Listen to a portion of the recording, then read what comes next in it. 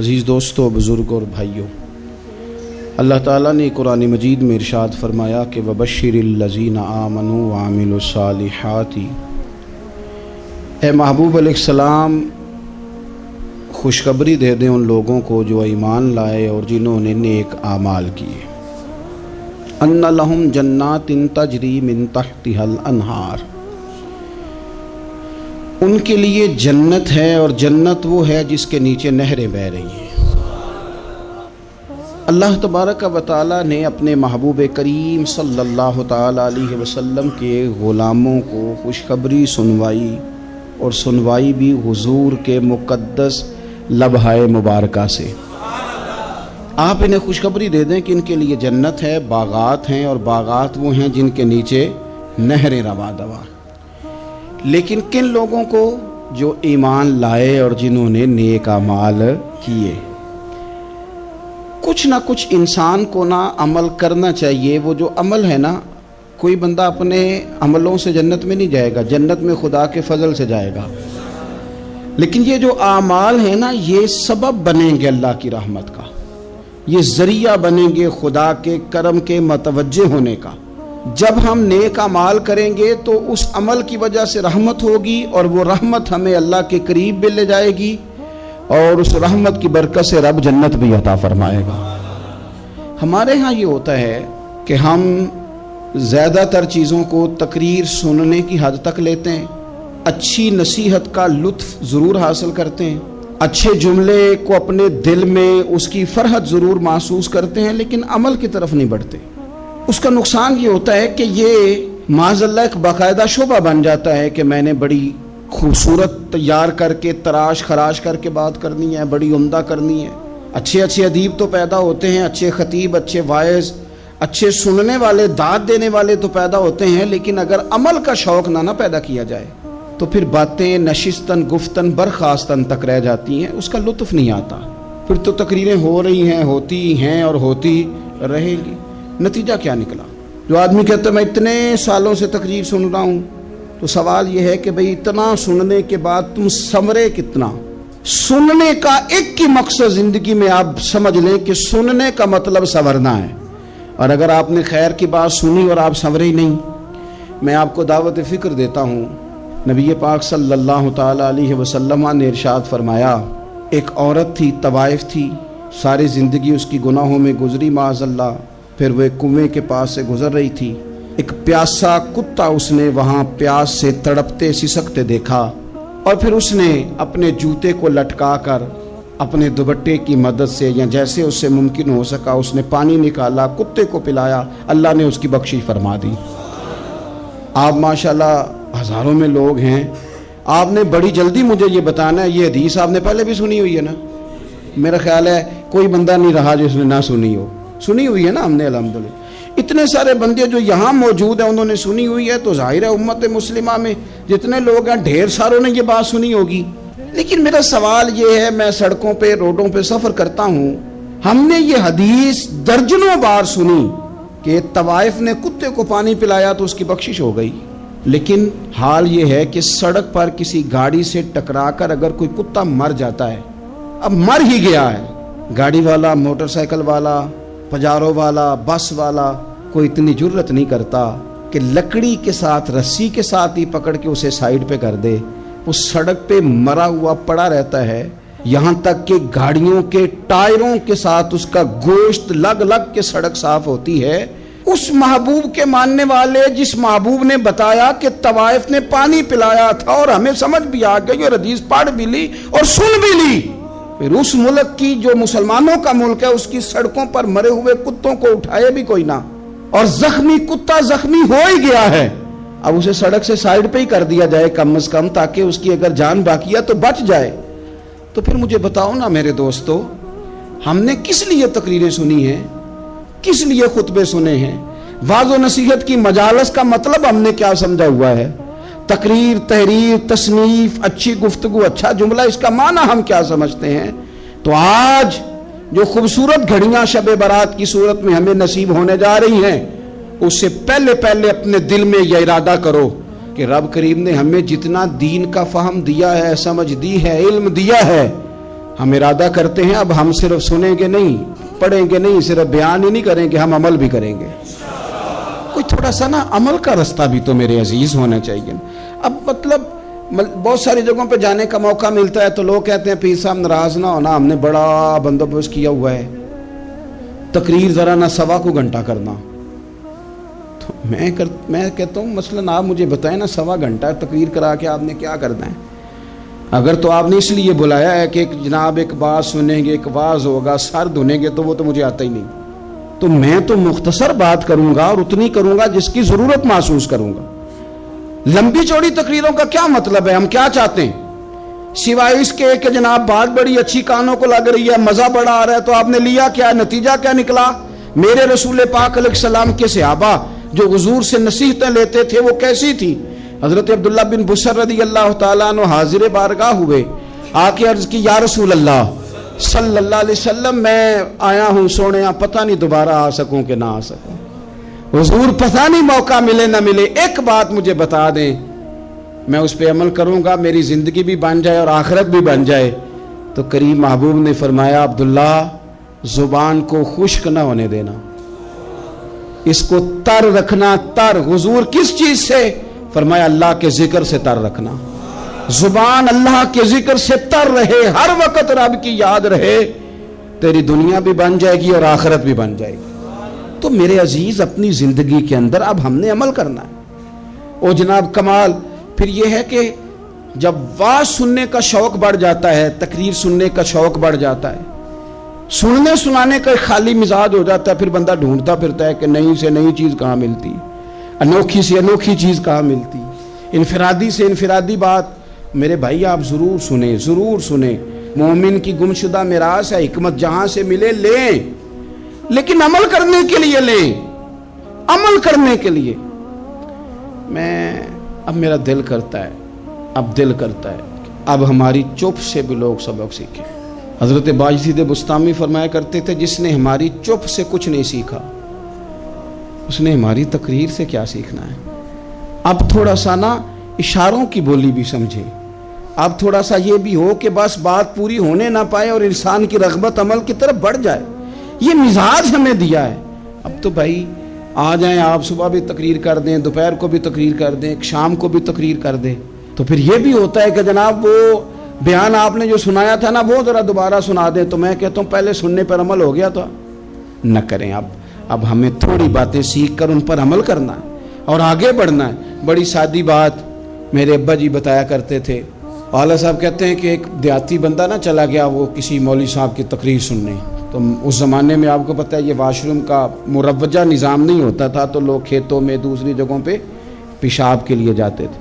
تو مولانا نے ایک احتیاط بیان کی. وہ کہنے لگے کہ پیشاب سخت جگہ پہ نہ کرو زمین پہ بیٹھ کر, ورنہ پیشاب کے چینٹے اڑیں گے, کپڑوں پہ پڑیں گے, اور حدیث میں سخت حکم ہے اس مسئلے. تو کوئی نرم جگہ ہو ایسی جہاں پیشاب کریں چھینٹے نہ اڑیں. وہ بندہ عمل کرنے والا تھا نا, اسے نیری تقریر سن کے سر دھن کے جانا نہیں تھا. اس نے اتنی ساری ریت لے لی, کپڑے میں باندھ لی, اور وہ اس نے کندھے پہ رکھی ہوئی ہے. جہاں پیشاب کا وقت آتا پہلے ریت بچھاتا, پھر پیشاب کرتا تاکہ میرے کپڑوں پہ نہ پڑے. ایک صاحب نے اسے کہا کوئی ہفتے بعد چلو بیان سننے چلیں. تو کہنے لگا میں پہلے پہ عمل کر لوں, یہی بڑا ہے. میں نے تو اتنی ساری ریت, کندھا تھک گیا ہے میرا, اس دن سے اٹھائی ہے. تو میں نہیں چاہتا کہ نہیں بھی سنوں تو کسی اور جگہ میں. یہ تفریح تباہ کے لیے بات کو نہ سمجھیں. اس سادے آدمی نے جو ہمیں سمجھایا مجھے اور آپ کو, اس پر غور کرے کہ کل بھی سنا تھا, پرسوں بھی سنا تھا, پیر صاحب نے ترسوں بھی کہا تھا, شیخ نے پرسوں بھی کہا تھا, پچھلے ہفتے بھی کہا تھا. تو نے اگر شیخ کی بھی نہیں سنی, استاد کی بھی نہیں سنی, پیر کی بھی نہیں سنی, اور اس دور کے پیر جو صحیح کام کرنے والے ہیں, استاد جو صحیح کام کرنے, مجبور ہو گئے ہیں بیچارے. کہتے ہیں کس کی تربیت کریں. کس درد سے کہا تھا حضرت سلطان باؤ نے. وہ کہتے ہیں اور رب دا طالب کوئی بھی نہیں ملیا, اتے جو ملے ہے طالب زردہ ہو. یہ تو آئے ہیں کاروبار سیدھا کرنے, فوٹو کھچوانے, فلاں کام کے لیے. یہ تو وہ جو ہم دینا چاہتے ہیں اس کا تو مزاج ہی نہیں. پہلے بھی میں نے کہا تھا, پھر کہتا ہوں مجھے شوق نہیں ہے. خدا مجھے معاف کر دے اس دن سے پہلے جس دن یہ شوق ہو کہ میں سویرے جاؤں گا تو نوٹ لاؤں گا, تو شام جاؤں گا تو نوٹ لاؤں گا. یہ شوق نہیں ہے, طبیعت نہیں ہے, من نہیں چاہتا. لیکن یہ کہ یہاں بھی آ جائیں خطاب کر دیں یہاں پہ، او خدا کے بندو ہم کہاں اس قابل ہیں ہم خطاب کریں؟ ہم نے تو نا جی ایک اذان دینی شروع کی ہوئی، صبح و شام ایک اذان پڑھتے ہیں، ہے یہ پیغام حضرت احمد رضا کہ بارگاہ نبی کے رہو با وفا۔ ہم تو کہتے ہیں ادھر آ جاؤ، ٹھوکریں کھاتے پھرو گے ان کے در پہ آ پڑو، قافلہ تو اے رضا اول گیا آخر گیا۔ ہم تو کہتے ہیں ادھر آؤ، اللہ رسول کی بارگاہ کی طرف رجوع کرو۔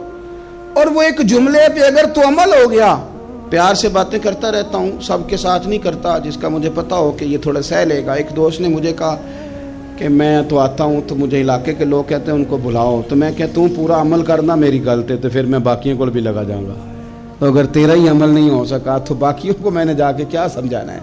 تو ایک تو آج کی جو رات ہے، اس سے پہلے اپنے اعمال کی طرف میں اکثر کہتا رہتا ہوں کہ شب برات پہ ہر مسجد سے زور زور سے رونے کی آواز آنی بھی چاہیے۔ شب قدر پہ آتی ہے، عمرے پہ جاتے وقت لوگ معافیاں مانگتے ہیں، حج پہ جاتے وقت، اور کروڑوں لوگ یہ کام کرتے ہیں سال میں۔ اگر 25 لاکھ 26 لاکھ آدمی یا 50 لاکھ آدمی حج کرتا ہے اور وہ جانے سے پہلے معافی مانگ کے گیا، توبہ کر کے گیا ہے، اور کروڑوں لوگ ہیں جو شب قدر میں ہیں، شب برات میں ہیں، اور انہوں نے کھل کے توبہ کی ہے، تو پھر میرے بھائی سویرے کرپشن ختم ہونی چاہیے نا ملک سے، سویرے 75% جھوٹ ختم ہونا چاہیے نا۔ ساری رات تو لوگوں نے توبہ کی تھی، صبح 80% حقوق العباد کا مسئلہ حل ہونا چاہیے تھا کہ نہیں ہونا چاہیے؟ صبح ملاوٹ بہت حد تک ملک سے ختم ہونی چاہیے۔ تو کیا ہم نے سمجھ لیا ہے؟ ہم نے یہ سمجھا ہے کہ شب برات پہ بھی بس ایک رسم ادا کرو، آؤ تھوڑی توبہ کرو چھٹی کر جاؤ، آئیے شب قدر تو توبہ کرو چھٹی کر جاؤ۔ کیا یہ ہم نے مطلب سمجھ لیا؟ حج کرنے گئے، رب کی بارگاہ میں حاضر ہوئے، رسول کریم کی بارگاہ سے بھی جو ہو کے آ جائے اور بدلے ہی نہ، وہاں تک جائے اور بدلے ہی نہ۔ مدینے گئے، کعبے گئے، کربلا گئے، جیسے گئے تھے گھوم پھر کے ویسے ہی آ گئے۔ نتیجہ کیا ہے؟ اپنی زندگی نتیجہ خیز بنائیں۔ آج اس خوبصورت موقع پر جب شب برات ہمارے سامنے کھڑی ہے، اپنے ذہن میں تہیہ کریں کہ اب ہم نے بدل جانا ہے۔ شوگر ہو جائے تو بدلنا پڑتا ہے، اللہ معاف کرے چینی چھوڑنی پڑتی ہے، من پسند مٹھائیاں چھوڑنی پڑتی ہیں، بدلنا پڑتا ہے۔ بلڈ پریشر ہو جائے تو یارو بدلنا پڑتا ہے۔ اگر انسان کو خدا نہ خواستہ کوئی مرض لگ جائے تو بدلنا پڑتا ہے۔ اولاد پیدا ہو جائے تو بدلنا پڑتا ہے۔ گھر میں بیٹیاں پیدا ہو جائیں تو بوڑھے باپ کو بدلنا پڑتا ہے۔ بال سفید آ جائیں تو پھر بھی تو بدل جانا چاہیے نا۔ انسان کی عمر 40 سال ہو جائے تو پھر بھی تو بدل جانا چاہیے۔ شب برات پہ توبہ کرے تو پھر بھی تو بدل جانا چاہیے۔ اب بدل جائیں، اب ہم بدل جائیں۔ اب نہ درد ہوتی ہے، گاڑی میں بیٹھیں تو کمر پہ درد ہوتی ہے، اب ہم بدل جائیں۔ اب لوگ بتاتے ہیں تیرے بال سفید ہونے لگ گئے، اب ہم بدل جائیں۔ اب لوگ ہمیں کہتے ہیں بچے جوان ہو گئے، اب ہم بدل جائیں نا یارو۔ اب لوگ ہمیں کہتے ہیں کہ اوخو اب تو آپ اٹھتے وقت زمین پہ پہلے ہاتھ رکھتے ہیں پھر اٹھتے ہیں، اب بدل نہ جائیں۔ اب محسوس ہوتا ہے کہ نیند گہری نہیں آتی، اب محسوس ہوتا ہے کہیں کہیں جسم میں تکلیف ہے، اب بدل نہ جائیں۔ اب نہ کئی کلاس فیلو چلے گئے دنیا چھوڑ کے، بدل نہ جائیں۔ اپنے بہن بھائیوں میں سے کئیوں کا جنازہ پڑا، بدل نہ جائیں۔ ہم میں سے کئیوں نے ماں باپ دفن کر دیے، پھول ڈال دیے قبروں پہ، اب بدل جائیں۔ اب وقت تھوڑا رہ گیا، اب کچھ تبدیلی کی طرف آئیں، اب توبہ صحیح والی کر لیں، اب استغفار دل سے پڑھ لیں، اب تبدیل ہو جائیں، اب اپنے اندر باہر کچھ تبدیلیاں لائیں، اب اپنے ظاہر اور باطن کو سنواریں۔ اب اللہ رسول کی بارگاہ میں جانا ہے نا، تو کہیں ایسا نہ ہو شرم آئے حضور کے سامنے کھڑے ہوتے، حیا آئے نبی کریم کی بارگاہ میں کھڑے ہوتے۔ اب کچھ تبدیلی لائیں، آج ارادہ کریں کہ آج جو توبہ کریں گے وہ صحیح والی کریں گے، آج جو وہاں استغفار کریں گے اللہ کے حضور حاضر ہو کے تو وہ صحیح والا کریں گے۔ اب کچھ تبدیلی کا مزاج لائیں۔ اور پھر ایک اور بات بھی عرض کروں، ہمارے ذاتی تعلقات سارے دھوکہ ہیں، ہماری جیبوں میں مال سارا دھوکہ ہے، ہمارے بلند و باغ دعوے سارے دھوکہ ہیں، ہمارے بڑے بڑے رتبے سارے دھوکہ ہیں۔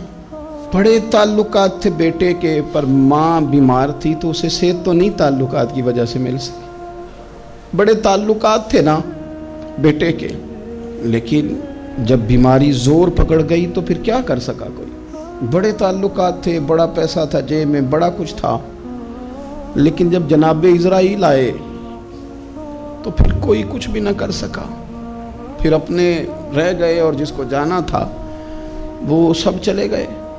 تو یہ جتنی چیزیں ہیں نا، یہ کچھ نہیں ہیں، یہ دھوکہ ہے۔ سچ صرف اللہ رسول کی ذات ہے، حقیقت صرف دین ہے، اصل صرف وہ بارگاہیں ہیں۔ دھوکے میں نہ زندہ رہو، چھوڑ دو یہ بات کرنی کہ بڑے تعلقات ہیں، چھوڑ دو یہ بات کرنی کہ بڑا پیسہ ہے، چھوڑ دو یہ بات کرنی کہ برادری قبیلے علاقے میں بڑا، اور کچھ بھی نہیں ہے۔ کل من علیہ فان، ہوئے نامور بے نشاں کیسے کیسے۔ دیکھو زمین کھا گئی، نوجوان کیسے کیسے۔ میں مولانا نورانی کی قبر پہ کھڑا تھا تو میں کہہ رہا تھا مقدور ہو تو خاک سے پوچھوں کہ اے لئیم تو نے وہ گنج ہائے گرا مایا کیا کیے؟ اتنے بڑے لوگ تو لے گئی، اتنے بڑے لوگ، اتنے بڑے لوگ قبروں میں کدھر گئے؟ سلطان محمود غزنوی کہاں ہیں؟ شہاب الدین غوری کہاں ہیں؟ وہ لوگ جو میدانوں میں آ کے صرف ان کا نام لیا جاتا تھا تو دنیا کانپ جاتی تھی، وہ کہاں گئے؟ اٹھ گئے سب لوگ، چلے گئے، ختم ہو گیا معاملہ۔ وقت اب ہماری طرف بڑھ رہا ہے، اب تیزی ہے، اب پیغام اجل آیا، کئی ہمارے ارد گرد سے اٹھا کے لے گیا، اب ہمیں بھی تو واپس لوٹنا ہے نا، تو کچھ تیاری کر لیں، کچھ ارادہ کر لیں۔ اور بارگاہ رب رسول کی اس طرح کی ہے کہ بس جانے کی دیر ہے، بس صرف جانے کی دیر ہے، صرف جانے کی۔ اور اللہ رسول کی بارگاہ دوستو وہ والی ہے کہ جہاں نا زیادہ منت بھی نہیں کرنی پڑتی۔ وہ جو 4-5 لوگ تھے نا مکہ مکرمہ میں، انہوں نے بہت ہی اسلام کی مخالفت کی حد کر دی تھی، ان کے لیے حکم ہوا تھا جہاں ملے قتل کر دو۔ اکرمہ تھے، ابن قتل تھے، کچھ اور لوگ تھے، تو پتہ ہے ان کو کسی نے مشورہ کیا دیا تھا؟ کسی کافر نے مشورہ دیا، پر پتہ صلاح کیا دی تھی؟ اس نے کہا تھا تم نے بڑی زیادتیاں کی ہیں، بڑے بے ادب ہو، کسی صحابی کے قابو نہ آنا، مار دیے جاؤ گے، اپنی خطاؤں کے سبب سے تم مار دیے جاؤ گے، لیکن اگر کسی طریقے چھپتے چھپاتے رسول پاک کی بارگاہ میں پہنچ جاؤ نا، اگر وہاں کسی طریقے چلے جاؤ۔ ہم نے پوچھا معافی کیسے مانگیں گے، منہ کیسے دکھائیں گے، ہم نے اتنے ظلم کیے، اتنی زیادتیاں کی، کیسے معافی مانگیں گے؟ تو کہنے والے نے کہا کہ نہیں کچھ نہیں، تم بس کہہ دینا ہم آ گئے، اس سے زیادہ تو بات ہی کوئی نہیں، اتنا ہی تو صرف کہنا ہے آ گئے، اور نہ آتے تو جاتے بھی کہتے، بس تم اتنا کہہ دینا ان العبد اذا اعترف ثم تاب تاب اللہ علیہ۔ نبی کریم علیہ السلام نے فرمایا بندہ جب آ کے کہتا ہے نا یا اللہ میں بھول گیا تھا، غلطی ہو گئی، ان العبد اذا اعترف، مان جو گیا ہوں، مان جو گیا، غلطی ہو گئی، جب کہتا ہے نا میں بھول گیا، ثم تاب، پھر وہ توبہ کرتا، تاب اللہ علیہ، اللہ دیر کرتا ہی نہیں، فوراً توبہ کو قبول فرما لیتا۔ ہمارے ہاں نا کچھ لوگ تو طبعاً سخت ہیں، اللہ معاف فرمائے، اور کچھ رد عمل کے طور پر سخت ہو گئے، کچھ باتیں دلوں میں بیٹھ گئی ہیں جنہوں نے طبیعتوں کو سخت کر دیا ہے۔ کبھی کہیں آپ بہو سے کہ چلو بوڑھی ساس سے اگر کبھی کو بات سخت نکل گئی ہے تو معاف کر دے، وہ تیار نہیں ہوتی، وہ کہتی ہے تمہیں پتہ نہیں میرے ساتھ کیا کچھ ہوا۔ کبھی ساس سے کہا جائے نا چلو بھول گئی تھی بچی تو آپ درگزر کر دیں، تو کہتے ہیں تمہیں پتہ نہیں میرے اندر سختی کتنی آ گئی ہے، دکھ کتنے بیٹھ گئے۔ ہم نا طبیعتوں میں سختی کر بیٹھے، ہمارے دل دھڑکتے ضرور ہیں لیکن صرف اپنے بچوں کے لیے، ہمارے سینوں میں درد اٹھتا ضرور ہے لیکن صرف اپنوں کے لیے۔ ہم نے نا 2 4 5 6 باتیں جمع کر کے ان پر پورا ذہن بنا کے سخت ہو گئے ہیں، طبیعتیں سخت ہیں، دل سخت ہیں۔ میرے نبی پاک صلی اللہ تعالی علیہ وسلم نے فرمایا، یہ حدیث مسلم شریف میں موجود ہے، فرمایا جنت میں وہ لوگ داخل کیے جائیں گے جن کے دل چڑیوں کی طرح نرم ہیں، نرم دل کے لوگ، معاف کر دینے والے، جلدی مان جانے والے۔ ایک صاحب تھے اپنے بھائی سے ناراض ہو گئے اور انہوں نے رشتے سے انکار کر دیا. پہلے ان کے بیٹے کی وہیں پہ نسبت تھی, انکار کر دیا.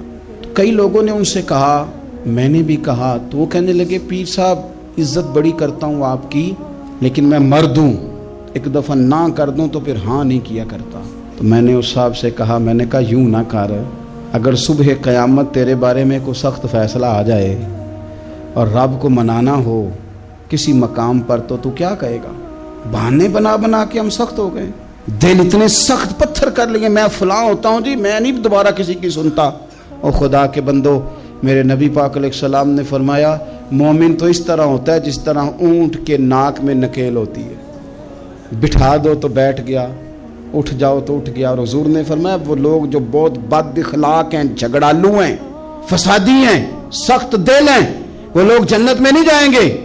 جو جھگڑے کرتے پھرتے ہیں جھگڑالو لوگ ہیں. عزیز دوستو, اپنی زندگی کے اندر طبیعت میں نرمی, اگر طبیعت نرم ہو گئی نا جی, مزاج میں نرمی آ گئی, تو پھر آپ محسوس کریں گے کہ آپ معاف کرتے بھی جلدی ہیں اور معافی دیتے بھی جلدی ہیں. پھر آپ کے تعلقات بچیں گے, آپ کی نسبتیں بچیں گی, آپ کے بہت سارے رشتوں میں قربت آئے گی, ٹوٹیں گے نہیں.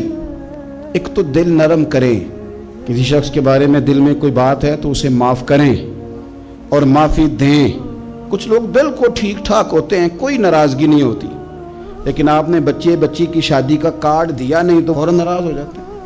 اور پھر آپ سمجھا رہے ہیں, قائل کر رہے ہیں, وہ تیار ہی نہیں ہے قائل ہونے کو.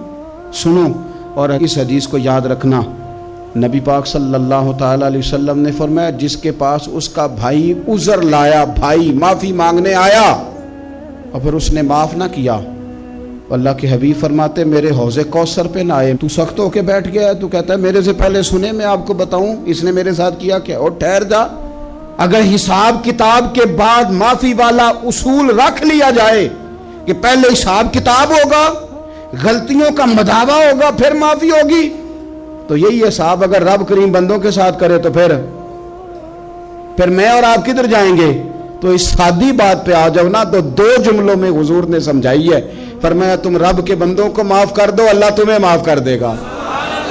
تو آج کی شب سے پہلے, آج کے دن سے پہلے, رمضان المبارک کے تشریف لانے سے پہلے اپنی طبیعت کے اندر ایسا ذوق لائیں, ایسی طبیعت لائیں کہ ہم نے معافی دینی بھی ہے اور معافی لینی بھی ہے.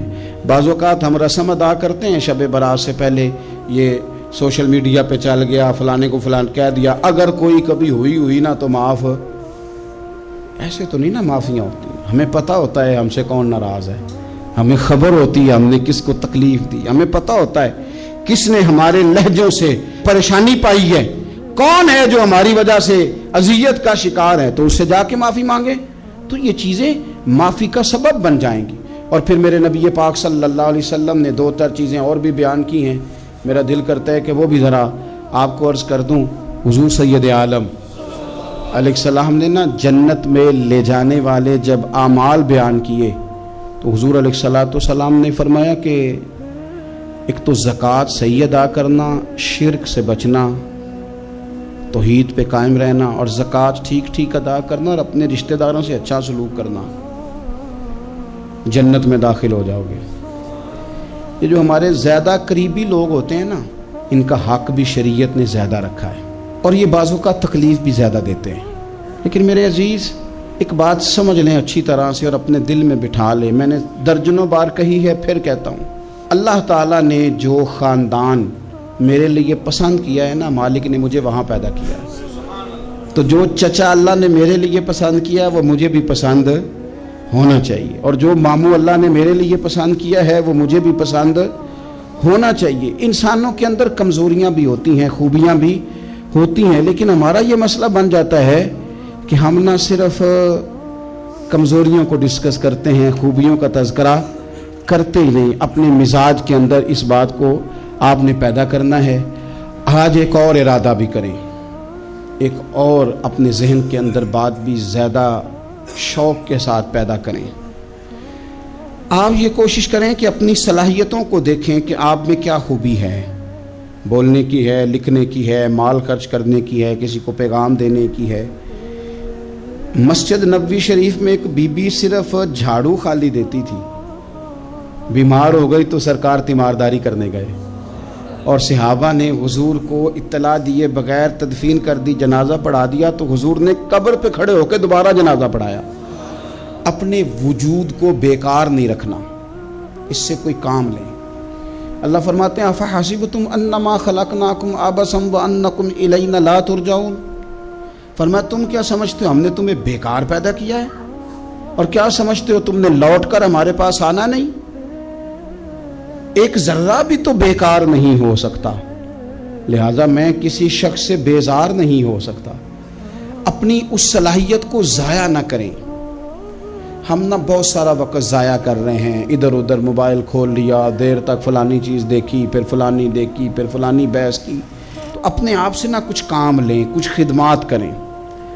ہم زیادہ وقت لوگوں کا انٹرویو کرنے میں ضائع کرتے ہیں، دوسروں کی تفصیلات حاصل کرنے میں وقت ضائع کرتے ہیں، لوگوں کا دھیان رکھنے میں وقت ضائع کرتے ہیں۔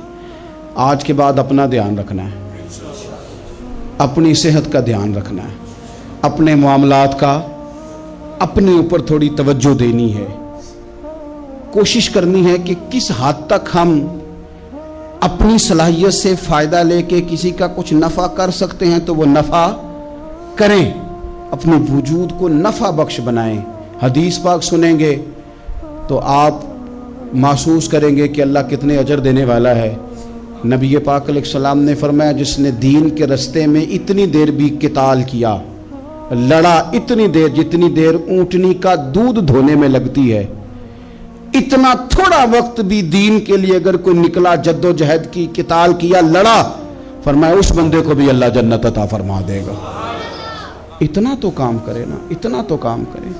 اور حضور علیہ السلام نے رغبت دلائی، یعنی جتنا بھی عمل، حضور فرمانے لگے کسی عمل کو چھوٹا نہ سمجھنا، کچھ نہ ہو سکے تو اپنے بھائی سے مسکرا کے میلی لینا، اللہ اس پر بھی صدقے کا ثواب عطا کر دے گا۔ اور نبی پاک علیہ السلام نے فرمایا دوزخ سے بچ جاؤ صدقہ دے کے۔ خیال آتا تھا یا رسول اللہ کتنا کو دیں؟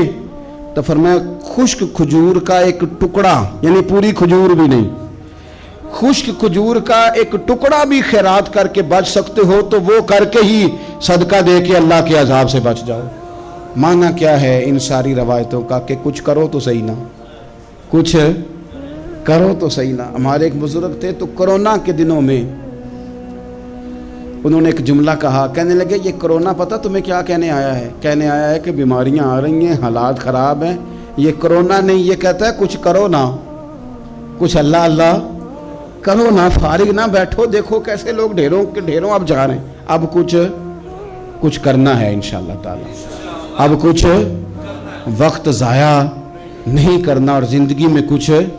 میں کہہ چکا ہوں کہ ایک بندے کو بھی اللہ نے بیکار نہیں پیدا کیا، ہم نے خود اپنے آپ کو بیکار کر لیا۔